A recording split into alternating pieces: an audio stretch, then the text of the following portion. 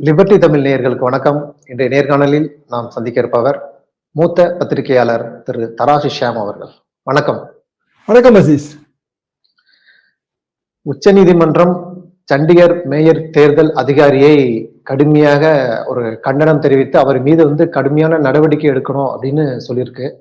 இது ஒரு புறம் இருந்தாலும் தேர்தல் அதிகாரியை விட தேர்தல் ஆணையத்தின் மீதே மக்களுக்கு நம்பிக்கை இல்லை அப்படின்னு எதிர்க்கட்சிகள் குரல் எழுப்புறாங்க. ஏன்னா மின்னணு வாக்குப்பதிவு இயந்திரத்துல மோசடி செய்து பாஜக வெற்றி பெறக்கூடிய ஒரு சூழல் இருக்கு. அந்த வாக்குப்பதிவு இயந்திரத்தை பற்றி எந்தவித கருத்துக்களையும் எதிர்கட்சிகளிடம் தேர்தல் ஆணையம் கேட்க மாட்டேங்குது. அந்த வாக்குப்பதிவு இயந்திரம் தயாரிக்கக்கூடிய பெல் நிறுவனத்துல கூட பாஜக காரங்களே இருக்காங்க. இது போன்ற குற்றச்சாட்டுகள்லாம் வைக்கிறாங்கல்ல, இது நீங்க எப்படி பாக்குறீங்க? பெல் நிறுவனத்துல 4 இண்டிபெண்டன்ட் இயக்குநர்கள், 4 இண்டிபெண்டன்ட் இயக்குநர்களுமே பாரதிய ஜனதாவை சேர்ந்தவர்கள். அதுவும் அவர்கள் வைத்த பதவிகளை எல்லாம் கேட்டீர்கள் என்றால் ரொம்ப ஆச்சரியமா இருக்கும். ஆர்டிஐ ரிப்ளைல வந்ததுதான். ஒருவர் போட்லா வெங்கட பார்த்த சாரதி, நேஷனல் செக்ரட்டரி அவரு பாரதிய ஜனதாவுக்கு. அடுத்தவர் மனு சுக்பாய், அவரு பிரசிடென்ட், குஜராத் மாநிலத்தின் ஒரு ராஜ்கோட் பிஜேபி பிரசிடென்ட், அதாவது மாவட்ட தலைவர் மாதிரி. இன்னொருவர் சிவநாத் யாதவ், அவர் former vice president Uttar Pradesh BJP, Gujarat Uttar Pradesh combination பாருங்க. இப்படி இன்னொருத்தர் ஷியாமா சிங், அவரும் வைஸ் பிரசிடென்ட் பீகார், உத்தரப்பிரதேசம், பீகார், குஜராத். இப்படியான ஒரு காம்பினேஷனை கொண்டு போய் ஓட்டிங் மிஷின் தயாரிக்கிற நிறுவனத்துல இண்டிபெண்டன்ட் டைரக்டரா மாத்திருக்காங்க. இண்டிபெண்டன்ட் டைரக்டர் பதவி புதிதாக உருவாக்கப்பட்டது. அப்போ இயல்பாகவே அவர்கள் அந்த நிறுவனத்தின் நடவடிக்கைகள்ல ஊடுருவத்தான் செய்வாங்க. இயல்பாகவே அது தேர்தல் வாக்குப்பதிவு இயந்திரத்துல பிரதிபலிக்கும். இதுல வாக்குப்பதிவு இயந்திரத்தை முதல்ல 1989 டெமோ பார்த்த சில பத்திரிகையாளர்களை நானும் ஒருவன். தேர்தல் ஆணையத்துல, புதுடெல்லி தேர்தல் ஆணையத்துல அந்த காலத்து, இப்ப ரொம்ப நவீனமா இருக்கு, அந்த முதல் புரோட்டோடைப் வாக்குப்பதிவு இயந்திரம் எங்களுக்கு ஆச்சரியமா இருந்தது, மகிழ்ச்சியா இருந்துச்சு. என்ன காரணம்னா, அந்த பேப்பர் பேலட்டு, அதுல முத்திரை, செல்லாத ஓட்டுங்கிறது அதுல நிறைய வரும். அதுல பெரிய முறைகேடுகள் நடக்கிற ஒரு வாய்ப்பு உண்டு. ஏன்னா அந்த முத்திரை மாற்றி மடிக்கும் போது மாற்றி இருந்தா கூட அது செல்லாத ஓட்டா மாதிரி, அது 2 சின்னத்துல விழுந்துரும். அதுல ஒவ்வொரு தடவையும் அந்த நம்ம கவுண்டிங் அப்ப அந்த கவுண்டிங் ஏஜென்ட்ஸ் பெரிய பிரச்சனைகளை கிளப்புவாங்க. பல நேரங்களில் முடிவுகள் வெளிவர தாமதம். அது போக பேப்பர் வேஸ்டேஜ், பேப்பர் நம்ம காடுகளை அழிக்கிறோங்கிற அந்த ஒரு சுற்றுப்புற சூழல் கவனம் எங்களுக்கு உண்டு. எனவே உண்மையிலேயே நாங்கள் அதை வரவேற்றோம். ஆனால் இன்றைக்கு இந்த நிலைமையெல்லாம் பார்க்கும்போது பழைய பேப்பர் முறை எவ்வளவோ பரவாயில்ல, காலதாமதம் தான் ஆகும், கொஞ்சம் செல்லாத ஓட்டு தான் வரும், கொஞ்சம் சண்டை தான் வரும், இருந்தாலும் அது பரவாயில்ல என்கிற மனநிலை 89 இருந்து இன்னைக்கு 2024 2024க்குள்ள எங்களுக்கே ஏற்பட்டு விட்டது. ஸ்டாண்டலோன் யூனிட்டுங்க. அது அடிப்படையில எப்படின்னா, எல்லா வாக்குப்பதிவு எந்திரங்களும் தனித்தனி எந்திரம். அதுல வெளியில இருந்து ஊடுருவ முடியாது. அதாவது வைஃபையோ அந்த மாதிரி நம்ம வெளியில இருந்து உள்ள போக முடியாது. ஆனா அது எலக்ட்ரானிக் இன் நேச்சர். ஸோ உள்ள ஒரு கோடு இருக்கும். கண்டிப்பாக கோடு இல்லாம எந்த எலக்ட்ரானிக் மேனுஃபேக்சரிங் டிவைஸும் கிடையாது. இந்த கோடுல நீங்க இன்ஃப்ளூயன்ஸ் பண்றதுன்னு முடிவு பண்ணிட்டீங்கன்னா அது ஃப்ராட் தான். அதாவது ஒரு குறிப்பிட்ட எண்ணிக்கையிலான அல்லது ஒரு குறிப்பிட்ட மாநிலங்களுக்கு போகக்கூடிய எலக்ட்ரானிக் ஓட்டிங் மிஷினின் உள்ளே எழுதப்பட்டிருக்கிற அந்த மென்பொருளில் நீங்கள் மாறுதல் செய்தீர்கள் என்றால் நிச்சயமாக அது டாக்டர்டு மிஷின், அதாவது ஏதாவது ஒரு வகையில் திருத்தி அமைக்கப்பட்ட இயந்திரம். நியூயார்க் டைம்ஸ் ஒரு பெரிய கட்டுரை சமீபத்தில் வெளியிட்டு இருந்தது இது பற்றி. அதாவது அவங்களும் ஒரு சில இடங்கள்ல இவிஎம் வச்சிருக்கிறாங்க.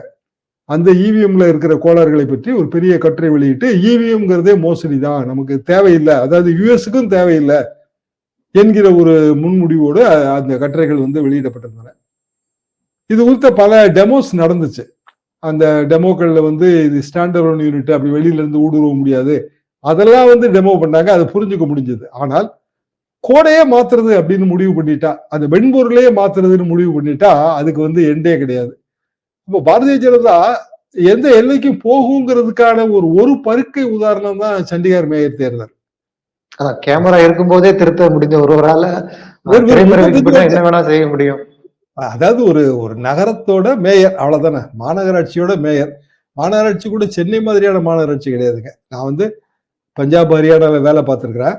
சண்டிகார் எனக்கு ஹெட் குவார்ட்டர்ஸ், சண்டிகாரும் டெல்லியும். ஒரு பிளான்டு சிட்டி, ஓரளவுக்கு ஒரு மாடரேட் சிட்டி தாங்க அது. அதாவது இன்னும் சொல்ல போனால் எதை நம்ம உதாரணமா சொல்லலாம்னா, திருநெல்வேலியோட கூட கொஞ்சம் கம்மி. மொத்தமே 35 கவுன்சிலர் தான்னா பாத்துக்கங்களேன். அதுக்கு ஒரு மேயர், அது 2 மாநில தலைநகருங்கிறதுனால அது வந்து யூனியன் டெரிட்டரி. யூனியன் பிரதேசங்கிறதுனால எல்லா நியமனங்கள் எல்லாமே மத்திய அரசோட கண்ட்ரோல்ல போகுது. அப்ப வந்து ஆம் ஆத்மியும் காங்கிரஸும் அங்க உடன்பாடு வைத்து வெற்றி பெறுவார்கள்ங்கிற நிலைமை வரும்போது, வாக்கு சீட்டை திருத்துற அளவுக்கு ஒரு தேர்தல் அதிகாரியை இன்ஃப்ளூயன்ஸ் பண்ண முடியுது. கேமரா, நீங்க சொன்ன மாதிரி கேமரா இருக்கு, அது இணையத்துல வேற ஒளிபரப்பாயிட்டு இருக்கு, சுப்ரீம் கோர்ட்டுக்கு போகும், எல்லாமே தெரிஞ்சும் தைரியமா செய்யறாங்க. அப்போ ஜனநாயகம் எப்படி காப்பாற்றப்படுகிறதுன்னா, நீதிமுறை வலுவாத மன்னர்களால் தான் காப்பாற்ற முடியும். நீங்க எது செஞ்சாலும் எப்படினாலும் வெற்றி தான் அப்படின்னு முடிவு எடுத்துட்டீங்கன்னா ஜனநாயகம் வந்து காப்பாற்றவே முடியாது. அப்படியான ஒரு ஆட்சி தான் பாரதிய ஜனதா ஆட்சி என்பது எனது துணிவு. அது போக அவர்கள் எது வேண்டுமானாலும் செய்வார்கள் என்பதற்கான பல உதாரணங்கள் பார்த்துட்டோம். அண்மை கால உதாரணம் சண்டிகர் மேயர் தேர்தல். கடைசியில் அந்த வாக்கு சீட்டுகளை சுப்ரீம் கோர்ட்ல உட்காந்து எண்ணிட்டு இருக்காங்க. அப்ப அதை விட வேற என்ன ஒரு கேவலம் வேண்டும்? அந்த முறைகேட்டுக்காக அதுக்கு பயந்து போய் ஒரு கவர்னர் ராஜினாமா பண்றாரு. பஞ்சாப் கவர்னர் இங்க இருந்து போனாரா, பன்வாரிலால் புரோஹித், அவர் தான் சண்டிகரோட அட்மினிஸ்ட்ரேட்டர். எப்பவுமே வந்து பஞ்சாப் மாநிலத்தின் ஆளுநர்கள் சண்டிகர் யூனியன் டெரிட்டரியோட அட்மினிஸ்ட்ரேட்டிவ் ஹெட், நிர்வாகி. அப்ப அவரு பயந்து போய் ராஜினாமா பண்ணும்போது தெரிஞ்சு போச்சு இது இப்படி நடந்திருக்குங்கிறது உண்மை என்பது நன்றாகவே தெரிஞ்சிச்சு. ஏன்னா ஆளுநர் பதவியை யாரு ராஜினாமா பண்ணிட்டு போறாங்க, அது அவ்வளவு சொகுசான பதவியாச்சு. அப்ப அந்த அளவுக்கு டு தட் எக்ஸ்டென்ட் இவங்க போறாங்க என்கும்போது, இந்த இண்டிபெண்டன்ட் டைரக்டர் நியமனம் அதை ரகசியமா வச்சிருந்தது, ஆர்டிஐ மூலமா தான் அது வெளிவந்திருக்குங்கிற ஒரு அவலம், இது எல்லாமே நீங்க குறிப்பிட்ட தேர்தல் ஆணையம் வந்து இது சம்பந்தமான மனுக்களை வாங்க மறுத்தது, இது எல்லாமே வந்து சந்தேகங்களை எழுப்புகிறது. இதையும் தாண்டி ஜனநாயகம் வெற்றி பெற வேண்டும் என்பது எங்களை போன்றவர்களின் எதிர்பார்ப்பு. இங்கேயும் ஒரு கேள்வி எழுதில்ல. ஏன்னா பாஜக இப்போது தொடர்ந்து சொல்லிக்கொண்டே இருப்பது வந்து 370 சீட்டு நாங்க வெற்றி பெறுவோம், 400 சீட்டு கூட நாங்க வருவோம்னு சொல்றாங்க. இந்த மின்னணு வாக்குப்பதிவு இயந்திரம் குற்றச்சாட்டு எல்லாமே எதிர்கட்சிகள் சொல்லக்கூடிய குற்றச்சாட்டு தான். அவங்க வந்து தேர்தல் வருவதற்கு முன்பே தோல்வி மனப்பான்மையோட இருக்காங்க, தோல்வியை ஒப்புக்கொள்றாங்க, இப்படிதானே சொல்றாங்க. ஆனா பாஜக வந்து 400 சீட்டை வெற்றி பெறும் சொல்றாங்களா, அது சாத்தியம் நினைக்கிறீங்களா? நிச்சயமா சாத்தியம் இல்லைங்க. அதாவது பழைய 300 நீங்க எடுத்துங்களேன், 303 நீங்க ரஃப் ஆயிடுங்க. இந்த 300ல 225 எத்தனை மாநிலங்கள்ல இருந்து வந்தது? இந்த இப்ப இண்டிபெண்டன்ட் டைரக்டர் போட்டிருக்கிற உத்தரப்பிரதேசம், பீகார், குஜராத், இந்த 3 மாநிலம். அதுக்கு பிறகு வந்து ராஜஸ்தான், ஏற்கனவே தேர்தல் நடந்து முடிந்த ராஜஸ்தான், மத்திய பிரதேசம், சத்தீஸ்கர், அப்புறம் வந்து உத்தரகாண்ட். இந்த மாநிலங்கள்ல இருந்து கிடைச்சது 200ல இருந்து 225. இப்ப 225 வந்து எத்தனை சதவீதம்னு பாத்தீங்கன்னா, அந்த மாநிலத்துல வந்து கிட்டத்தட்ட 90% சராசரியா. சில மாநிலங்கள்ல 100%, குஜராத்ல எல்லாம் 100%. 100%க்கு மேல வந்து நீங்க சீட்டு வாங்கவே முடியாது, இம்பாசிபிள். ஸோ 225 மேக்சிமம் ரீச் ஆயிடுச்சு. இதுக்கு மேல வந்து பாரதிய ஜனதா இந்த மாநிலங்கள்ல இருந்து பெறுவதற்கு எதுவும் இல்லை. 225 குறையும்னா ஒரு 50 வந்து ரொம்ப ஈஸியா குறையும். ஏன்னா இந்த தேர்தல் நடந்து முடிந்த மாநிலங்கள், அதுல வந்து காங்கிரஸ் வாங்கி இருக்கிற ஓட்டு மொத்தம் தெலுங்கானாவையும் சேர்த்தா அது பிஜேபியோட அதிகமா ஓட்டு வாங்கியிருக்காங்க. இந்த 3 மாநிலத்தை மட்டும் நம்ம கணக்கில் எடுத்தாலும் நிலைமை அப்படிதான் இருக்கு. குஜராத்ல வந்து ஆம் ஆத்மியும் காங்கிரஸும் சேர்ந்து வாங்கிய சட்டமன்ற தேர்தல் ஓட்டு குஜராத் மாநிலத்திலே 100% வெற்றியை வந்து பாரதிய ஜனதாவுக்கு தராது என்பது தெளிவாக தெரிகிறது. பீகார்ல என்னதான் நிதிஷ்குமார் வெளியில போயிருந்தாலும் பாரதிய ஜனதாவுக்கு 100% வெற்றி கிடைப்பதற்கான வாய்ப்பு இல்லை. இப்படியான சூழ்நிலையில் குறைந்தபட்சம் 50 அல்லது 60 தொகுதிகள் சென்ற முறை வாங்கியதை விட இந்த மாநிலங்களில் இழப்பார்கள். அப்ப 225ல 50 போனா 175 தான் வாய்ப்பு. இப்ப 175 வாய்ப்புன்னா பிரதமர் சொல்ற 370ங்கிறது இன்னொரு 200 சீட்டு. இந்த 200 சீட்டு வருவதற்கு எந்த மாநிலமுமே இல்லையே. உதாரணமா ஒரிசால இருந்து தென் மாநிலங்கள் இங்க தமிழ்நாடு வரைக்கும் பாரதிய ஜனதா ஒரு 10 வந்தாலே ரொம்ப ஆச்சரியம். வெஸ்ட் பெங்கால், ஜார்க்கண்ட், அந்த மாதிரியான மாநிலங்கள், பஞ்சாப், இது ஹரியானா போன்ற மாநிலங்கள் பெரிய அளவுக்கு பாரதிய ஜனதாவுக்கு வெற்றி கிடைப்பதற்கு வாய்ப்பு இல்லை. 200 எப்படி வரும்? ஒரு 100 வந்தா ரொம்ப ஆச்சரியங்க. ஆக என்னோட ஓன் எஸ்டிமேட்டே வந்து ஒரு 225 தான் பாரதிய ஜனதா வரும். அதுக்குதான் வாய்ப்பு இருக்கு. எலக்ட்ரானிக் ஓட்டிங் மிஷினை திருத்தினா வந்து 543 வந்துருவாங்க. அதுக்குள்ள நான் போகவே இல்லை. நியாயமாக தேர்தல் நடந்தால் இவ்வளவுதான் வாய்ப்பு இருக்கு. ஏன்னா அரித்மெட்டிக்ஸே அவ்வளவுதான், அதுக்கு மேல அரித்மெட்டிக்ஸ் இல்ல. வடகிழக்கு மாநிலங்கள் போன தடவை அவங்க வந்து 60 தொகுதிகள்ல இருந்து கிட்டத்தட்ட 48 தொகுதி என்னமோ, அஸ்ஸாம்ல இருந்து அஸ்ஸாம், மேகாலயா, திரிபுரா, நாகாலாந்து, இமாச்சல பிரதேசம், மொத்தம் அந்த 7 சிஸ்டர்ஸ் மாநிலங்கள்ல வந்து 60 தொகுதிகள். இன்றைக்கு வந்து அங்க வந்து 10 தொகுதி கிடைச்சா ரொம்ப ஆச்சரியம். ஏன்னா எல்லாமே மணிப்பூர் ப்ராப்ளம் அப்படியே எக்ஸ்டெண்ட் ஆகி வருது. ஜார்க்கண்ட்ல இருக்கிற பழங்குடி மக்கள் அச்சு வந்து பாரதிய ஜனதாவுக்கு எதிராக இருக்கிறது. அதனாலதானே ராஜஸ்தான்ல பழங்குடி இனத்தை சேர்ந்த எம்எல்ஏ காங்கிரஸோட ஒர்க்கிங் கமிட்டி சிடபிள்யூசி அவரை எப்படியோ மிரட்டி இவங்க உள்ள இழுக்கிறாங்க. எல்லாரும் காங்கிரஸ் கட்சி வந்து காங்கிரஸ் முக்து பாரத்னா காங்கிரஸ் கட்சிகள் இருக்க எல்லாருமே இங்கதான் இருக்காங்க. இப்போ சவான் எங்க இருந்தாரு காங்கிரஸ் கட்சியில, அவர் பழைய முதல்வர். அவர் இப்போ வந்து பாரதிய ஜனதால இருக்காரு. பாரதிய ஜனதால இருக்கிற முக்காவாசி பேர் வந்து கடைசியில காங்கிரஸ் கட்சிக்காரங்களா இருப்பாங்க போல இருக்க. அப்படியான ஒரு தேர்தல் உத்தியெல்லாம் பாரதிய ஜனதா கடைபிடிக்கிறது. ஏன்னா தோல்வி முகம் தான் காரணம், பயம் வந்து காரணம். அது நல்லா தெளிவா தெரியுது. இல்ல அங்கேயும் ஒரு கேள்வி எழுது இல்லையா? ஏன்னா ஒரு புறம் எதிர்க்கட்சிகள் சொல்லக்கூடிய குற்றச்சாட்டு, சுதந்திரமாக செயல்படக்கூடிய அமைப்புகள் எல்லாமே பாஜக அரசு வந்து தன் வசப்படுத்திடுச்சுன்னு சொல்றாங்க. இன்னொரு புறம் தேர்தல் ஆணையம் கூட பாஜக அரசுடைய கண்ட்ரோல்ல தான் இருக்குன்னு சொல்றாங்க. ஆனா எதிர்க்கட்சிகளை, அதாவது இந்தியா கூட்டணியை உடைக்கும் வேலையிலும் பாஜக ஈடுபடுது. இது ரெண்டுக்குமே ஒரு மாறுபட்ட கருத்து. தேர்தல் ஆணையத்தை எல்லா இதையும் கையில வச்சிருக்கிற ஒரு கட்சி ஏன் எதிர்க்கட்சிகளையும் உடைக்கிற வேலையில ஈடுபடணும்னு நினைக்கிறீங்க? இல்ல, தேர்தல் ஆணையம் கையில இருக்குன்னா நம்ம வந்து குறிப்பா இந்த குற்றச்சாட்டு எதுல இருந்து எழுதுனா, சுப்ரீம் கோர்ட் தீர்ப்பை மீறி தேர்தல் ஆணையரை அமித்ஷாவும் மோடியும் சேர்ந்தே நியமிச்சதுல இருந்து அந்த இது எழுது. இப்ப எப்படி வந்து இண்டிபெண்டன்ட் டைரக்டரை பாரதிய ஜனதாவை சேர்ந்தவங்களை போடும்போது ஓட்டிங் மிஷின் தயாரிக்கிற நிறுவனத்தின் மீதே நமக்கு சந்தேகம் ஏற்படுகிறதோ, அப்படி சந்தேகம் தான், அது ப்ரூவன் ஃபேக்ட் கிடையாது. அதே மாதிரி தேர்தல் ஆணையத்துல இந்த 2 பேருமா சேர்ந்து ஒருவரை கொண்டு வரும்போது, ஒரு கமிஷனரை கொண்டு வரும்போது ஒரு சந்தேகம் எழும். ஆனா தேர்தல் ஆணையமே வந்து இந்தியா முழுவதும் உள்ள தேர்தல்கள் வந்து தில்லுமுள்ளு செய்ய முடியாது. சில வசதிகள் செய்யலாம். உதாரணமா தேர்தல் தேதி அறிவிப்பு, அதை வந்து பாரதிய ஜனதாவோட ஷெடியூலுக்கு ஏற்ற மாதிரி அறிவிக்கலாம். சில தேர்தல் அப்சர்வர்ஸ் நியமனம், அதை பாரதிய ஜனதாவின் ஷெடியூலுக்கு ஏற்ற மாதிரி நியமனம் செய்யலாம். இப்படிதான் செய்ய முடியுமே தவிர பெரிய அளவுக்கு தேர்தல் ஆணையம் நேரடி தில்லுமுள்ள ஈடுபட முடியாதுங்க. வசதி வாய்ப்புகள் ஏற்படுத்தி கொடுக்கலாம். எதிர்கட்சிகள் புகார் கொடுக்கும் போது அதை வந்து குப்பையில போடுவாங்க. பிஜேபி வந்து ஒரு புகார் கொடுத்ததுன்னா, ஒரு ஹேட் ஸ்பீச் புகார் இது கொடுத்தா உடனே நடவடிக்கை எடுப்பாங்க. இதான் வழக்கமா தேர்தல் ஆணையம் செய்யற, அது காட்டுகிற பரிவு, ஆளுங்கட்சி மீது காட்டுகிற பரிவு. இது ரொம்ப காலமா இருக்கு. பெரியசாஸ்திரி காங்கிரஸ் காலத்துல தேர்தல் ஆணையராக இருந்தப்ப நான் பார்த்திருக்கிறாங்க. இதே மாதிரிதான் இருந்தது. சிங்கிள் கமிஷனர் சேஷன் இருக்கும்போது மட்டும்தாங்க இது மாறுபட்டு இருந்தது. மற்றபடி பொதுவாக வந்து நமது தேர்தல் ஆணையத்தை சுதந்திரமான அமைப்புன்னு நான் எந்த காலத்திலையும் ஏத்துக்கவே மாட்டேன். காரணம், எப்போது வந்து நீங்க தேர்தல் கமிஷனரை போடுறதுல பாரபட்சம் வருதோ அப்போதே வந்து அது சுதந்திர அமைப்புங்கிறது போயிருது. ஆனால் பாரதிய ஜனதா என்கிற கட்சி 370 டார்கெட்டு, அது ஏன்னா காஷ்மீர்ல 370 ரத்து, அதனால அது டார்கெட்டு, அதுக்கு பூத்துக்கு 370 ஓட்டை வந்து கூடுதலா வாங்கணும், இப்படி எல்லாம் பேசும்போது பல சந்தேகங்கள் வருது.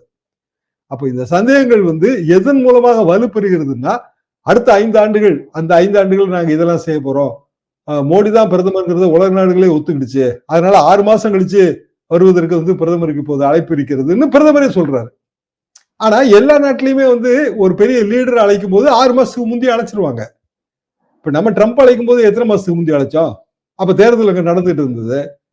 ட்ரம்ப் என்ன ஜெயிச்சாவா, அமெரிக்க ஜனாதிபதியா ஜெயிச்சாவோனாரு? அது எவ்வளவு பெரிய கோளாறா நடந்தது அந்த தேர்தல். மோடி அவர்களுடைய பிரச்சாரத்தால கூட தோத்து போடாருன்னு கூட அவர் சொன்னாங்க.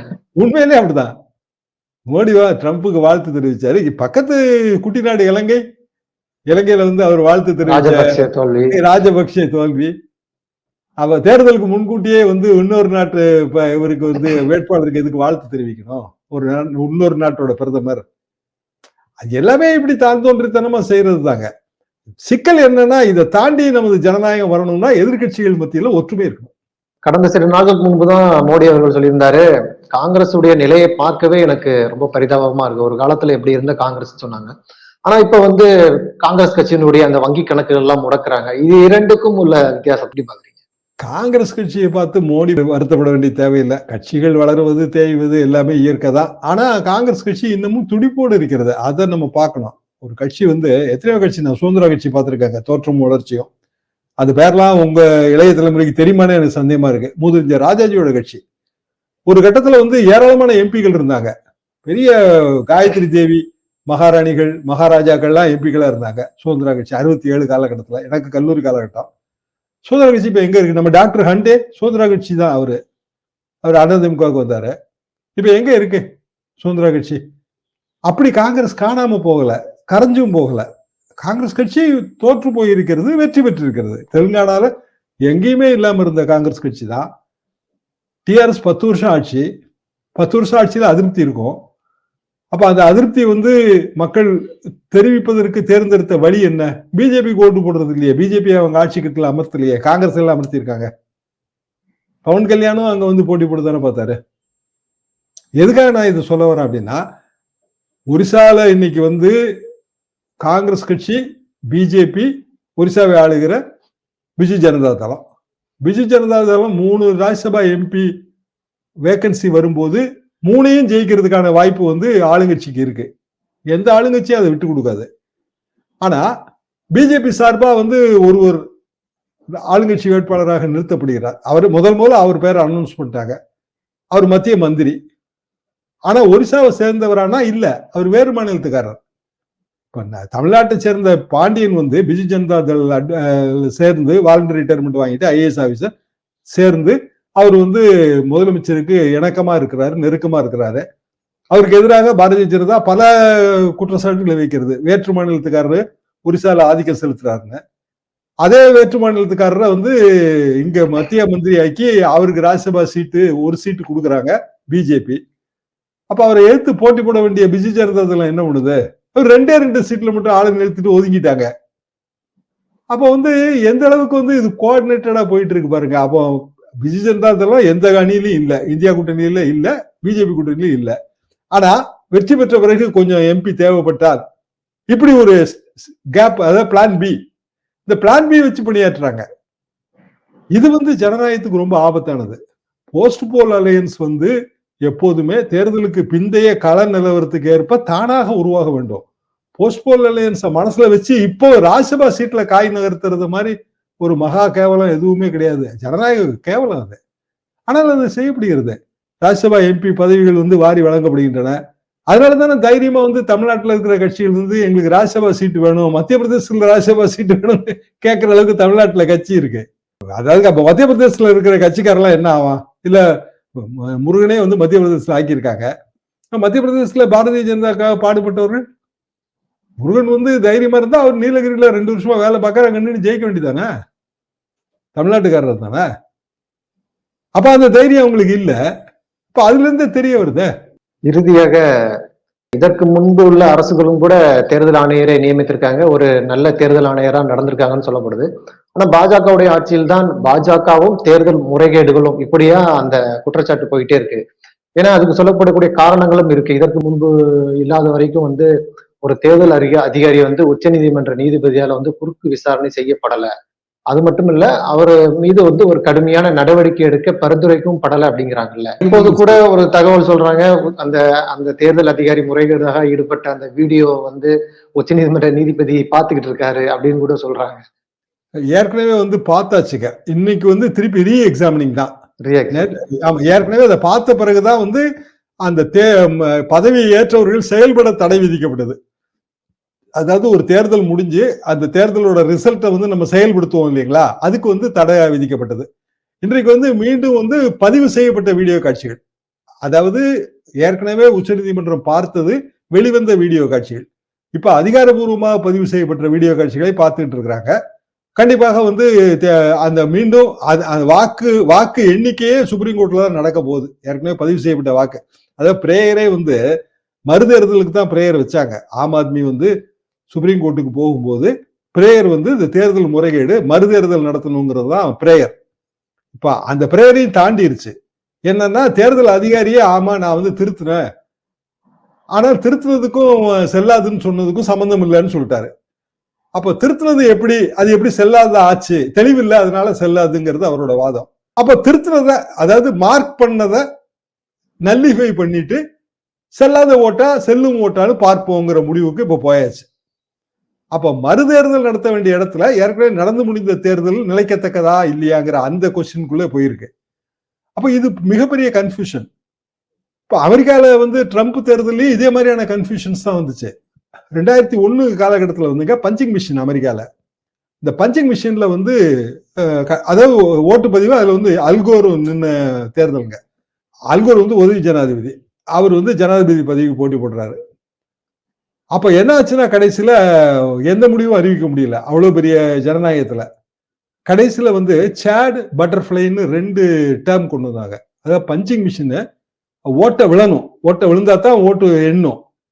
அதுக்கு பதிலாக ஓட்ட விழாமலும் வந்து தொங்கிட்டு இருக்கும்ல, ஒரு பஞ்சிங் மிஷின் நம்ம அழுத்தும் போது கொஞ்சம் அதுல ஓட்ட விழாம ஒரு சின்ன பிசிறு தொங்கிட்டு இருக்கும், அதெல்லாம் முன்னாடி ரிஜெக்ஷன். இப்ப அப்படி தொங்கிட்டு இருக்கிறத சேடுன்னு பிரிச்சாங்க, பட்டர்ஃபிளைன்னு பிரிச்சாங்க. அதான் ஆடிக்கிட்டே இருக்கிறது பட்டர்ஃபிளை, சேடுங்கிறது பாதி தொங்கியும் தொங்காமலும் இருக்கிறது. அதெல்லாம் எண்ணாங்க. கிட்டத்தட்ட 2001 காலகட்டம், அது 2000 2001. தேர்தல் முடிவுகள் வெளிவருவதற்கே மிகுந்த காலதாமதம் ஆச்சு. அமெரிக்கா மாதிரியான அவ்வளவு பெரிய ஒரு நாட்டுல ட்ரம்ப் தேர்தல் முடிவு கடைசியில கோர்ட் வரைக்கும் போக வேண்டிய ஒரு நிலைமை வந்துச்சு. என்ன காரணம் அப்படின்னா எலக்ட்ரல் மால் பிராக்டிஸ் காரணம். ஏதாவது ஒரு வகையில தேர்தல் முறைகேடுகளில் ஈடுபட்டால் ஒரு ஜனநாயகம் வந்து பாழ்பட்டு போகும், நிர்வாகம் ஸ்தம்பிச்சிரும். அதுல ஏற்படுற வடுக்களும் காயங்களும் நீண்ட நாட்களுக்கு ஆறாது. அதை நோக்கி இந்திய ஜனநாயகம் போய்விடக் கூடாது என்பதுதான் எங்கள் கவலை. கண்டிப்பா சார். ஜனநாயகத்தை காப்பதுல தேர்தல் ஆணையத்தின் பங்கு ரொம்ப முக்கியம்னு சொல்லியிருக்கீங்க. உங்க நேரத்துக்கு மிக்க நன்றி.